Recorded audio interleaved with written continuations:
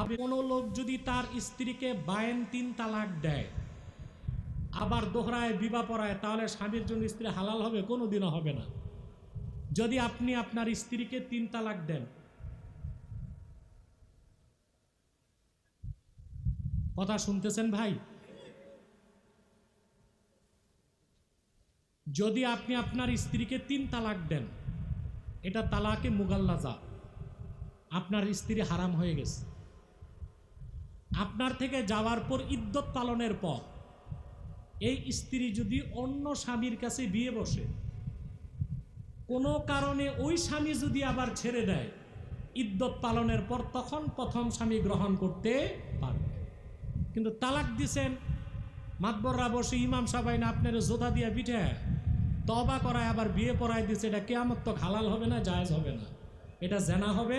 আর বাচ্চা কাচ্চা যা হবে সব হারামজাদা প্রোডাকশন। কথা বুঝতে পারছেন? বিপদ এড়াইতে একটা নিয়ম বাইর করা হয়েছে, হিলা। হিলা হিলাটা হচ্ছে একটা জায়েজ কাজ। কি কাজ?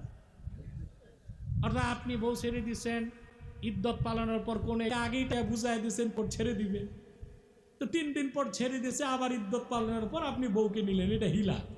এটা হচ্ছে কোন রকম জায়েজ, এটা হচ্ছে কোন রকম জায়েজ করা। তাও তো নিয়ম আছে, আছে না?